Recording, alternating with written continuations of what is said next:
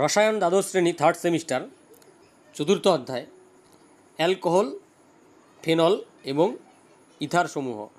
এই অধ্যায় থেকে ফেনলের রাসায়নিক ধর্ম অর্থাৎ রাসায়নিক বিক্রিয়ার একটি বিশেষ বিক্রিয়া, সেটি হচ্ছে কোলবে স্মিথ বিক্রিয়া।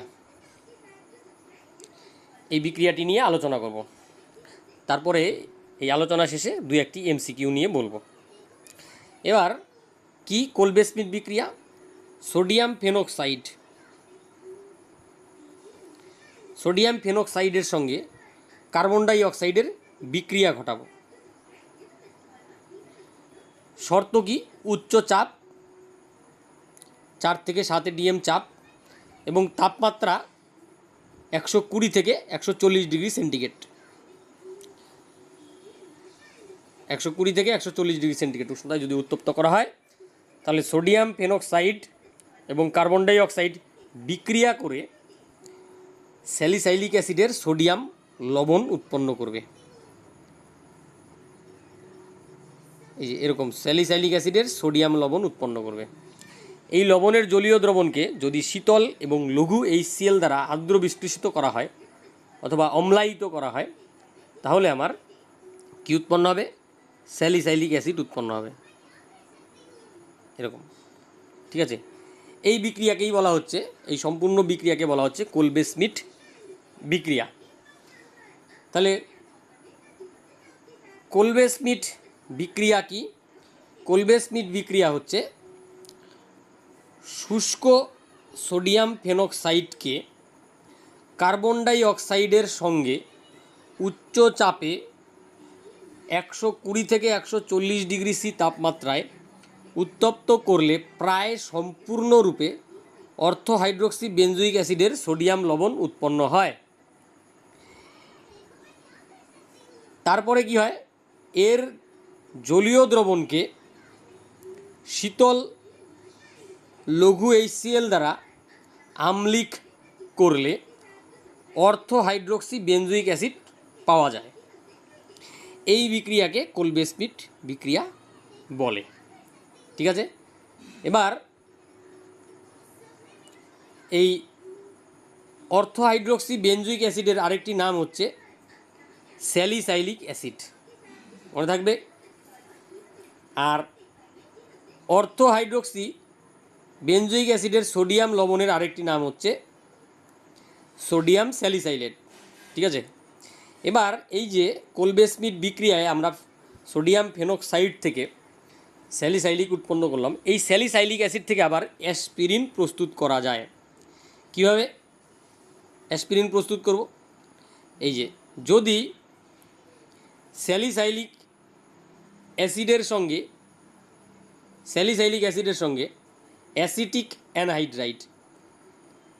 অ্যানহাইড্রাইড এর বিক্রিয়া ঘটানো হয় এবং সেই সঙ্গে কয়েক ফোঁটা গাঢ় H2SO4 যদি যোগ করা হয়, অর্থাৎ স্যালিসাইলিক অ্যাসিড এবং অ্যাসিটিক অ্যানহাইড্রাইডের মধ্যে যদি কয়েক ফোঁটা গাঢ় সালফিউরিক অ্যাসিড যোগ করা হয়, তাহলে কি উৎপন্ন হয়? তাহলে যেটা উৎপন্ন হয় সেটাই হচ্ছে অ্যাসপিরিন, ঠিক আছে। তাহলে যেটা উৎপন্ন হবে সেটা হচ্ছে অ্যাসপিরিন। সেই অ্যাসপিরিন কেমন? এই যে অ্যাসপিরিন। অর্থাৎ এখানে কি হলো? এই যে স্যালিসাইলিক অ্যাসিড, সেই স্যালিসাইলিক অ্যাসিডের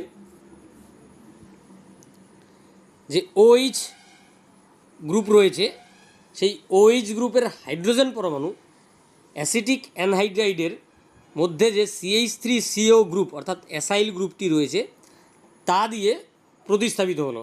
এই যে H পরমাণু COCH3 গ্রুপ দ্বারা প্রতিস্থাপিত হলো, একটি অ্যাসাইল গ্রুপ প্রবেশ করলো।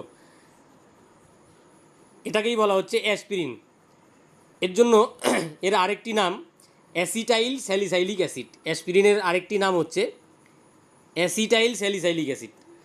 আর এই অ্যাসপিরিনের যদি ইউপ্যাক নাম বলি, সেই ইউপ্যাক নাম হলো 2-অ্যাসিটোক্সি বেনজোইক অ্যাসিড, ঠিক আছে। এবার এখানে আরেকটা কথা বলে রাখছি, যদি অ্যাসিটিক অ্যানহাইড্রাইডের পরিবর্তে CH3COCl অ্যাসিটাইল ক্লোরাইড ব্যবহার করা হয়, তবুও কিন্তু অ্যাসপিরিন উৎপন্ন হবে। আচ্ছা, এই অ্যাসিটিক অ্যানহাইড্রাইড ব্যবহার করে যখন আমরা অ্যাসপিরিন প্রস্তুত করছি স্যালিসাইলিক অ্যাসিডের সঙ্গে বিক্রিয়া ঘটিয়ে, তখন উপজাত পদার্থ হিসেবে অ্যাসিটিক অ্যাসিড উৎপন্ন হচ্ছে। ঠিক আছে, এবার আমরা কি দেখব, এই যে অ্যাসপিরিন আমরা প্রস্তুত করলাম তার ব্যবহার দেখব। কি বলছে? 1 নম্বরে বলছে হৃদরোগের চিকিৎসায় অ্যাসপিরিন ব্যবহার করা হয়। 2 নম্বরে কি বলছে? বেদনানাশক ও জ্বর নিবারক ওষুধ প্রস্তুত করতে অ্যাসপিরিন ব্যবহৃত হয়। ঠিক আছে, এই ছিল স্মিথ বিক্রিয়া সংক্রান্ত আলোচনা, এবং সেখান থেকে আমরা স্যালিসাইলিক অ্যাসিড পাচ্ছি, তারপরে আমরা সেখান থেকে অ্যাসপিরিন প্রস্তুত করলাম, অ্যাসপিরিনের ব্যবহার ইত্যাদি জানলাম। এখন আমরা দুটি এমসিকিউ নিয়ে আলোচনা করব। ঠিক আছে, তা দেখি এমসিকিউ কী আসে। একটি এমসিকিউ, এই যে প্রশ্নটি হচ্ছে, ফেনলকে 140 ডিগ্রি সেন্টিগ্রেড উষ্ণতায় এবং 4 থেকে 7 ATM চাপে লঘু NaOH ও CO2 সহযোগে উত্তপ্ত করা হলো। উত্তপ্ত করার ফলে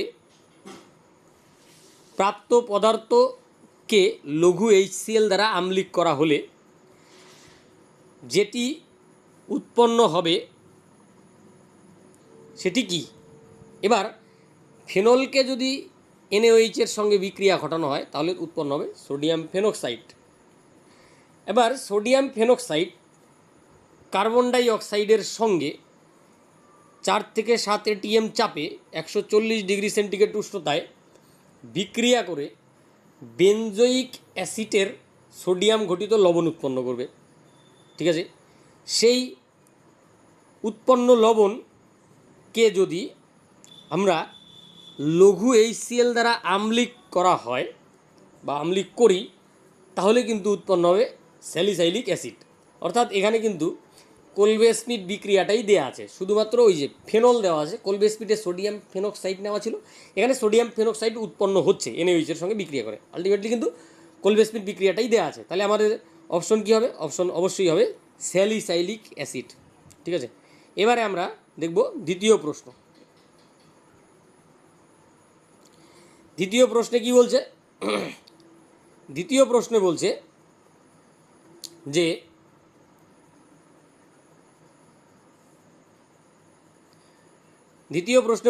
C6H6O C6H6O আণবিক সংকেত বিশিষ্ট একটি জৈব যৌগ এ জলীয় FeCl3 দ্রবণের সঙ্গে বিক্রিয়ায় নির্দিষ্ট বর্ণ উৎপন্ন করে।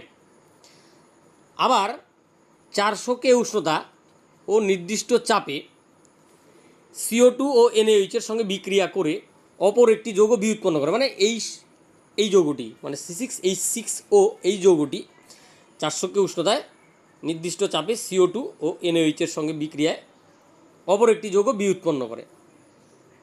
এই বি অ্যাসিডিফিকেশনের মাধ্যমে সি উৎপন্ন করে। সি অ্যাসিটাইল ক্লোরাইডের সঙ্গে বিক্রিয়া করে ডি উৎপন্ন করে, যা একটি অতি পরিচিত বেদনানাশক। তো প্রশ্নটা শুনে কিন্তু অনেকটাই বিক্রিয়াটা চেনা চেনা মনে হচ্ছে, মানে কোলবে স্মিথ বিক্রিয়ার গন্ধ পাওয়া যাচ্ছে। ঠিক আছে, আমরা এক এক করে ব্যাখ্যা করি। তো C6H6O আণবিক সংকেত বিশিষ্ট যৌগটিকে যদি ফেনল বলি, কথার কথা, এই যে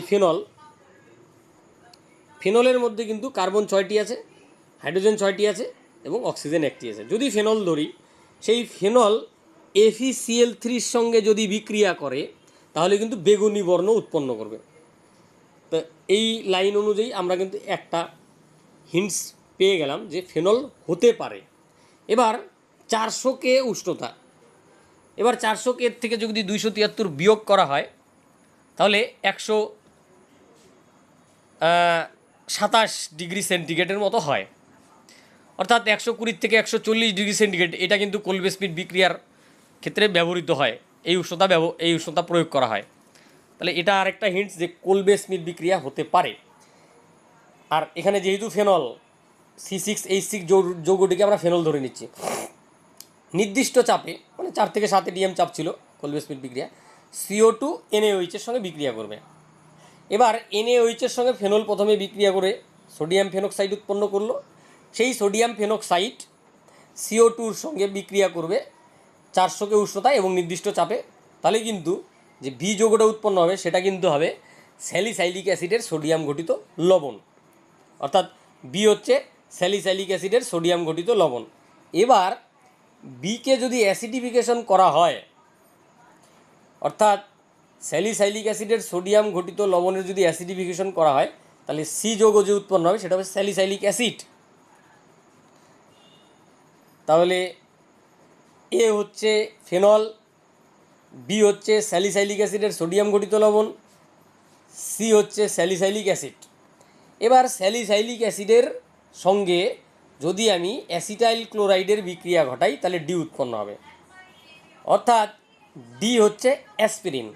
ঠিক আছে, কারণ স্যালিসাইলিক অ্যাসিডের সঙ্গে অ্যাসিটিক অ্যানহাইড্রাইড বিক্রিয়া করে যেমন অ্যাসিটাইল স্যালিসাইলেট অর্থাৎ অ্যাসপিরিন উৎপন্ন করে, একই রকমভাবে অ্যাসিড ক্লোরাইডও বিক্রিয়া করে কিন্তু অ্যাসিটাইল স্যালিসাইলিক অ্যাসিড অথবা অ্যাসপিরিন প্রস্তুত হয় বা উৎপন্ন হয়।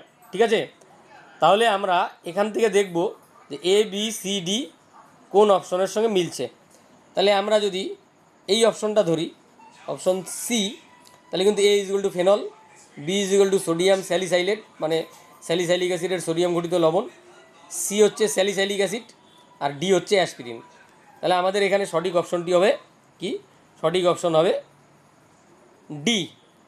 তো এই ছিল আজকের আলোচনা, মানে অর্থাৎ আমরা আলোচনা করলাম কোলবে স্মিথ বিক্রিয়া সম্পর্কে, তারপর সেখান থেকে অ্যাসপিরিন প্রস্তুত, তারপরে দুটি এমসিকিউ। আলোচনা এখানেই শেষ করছি।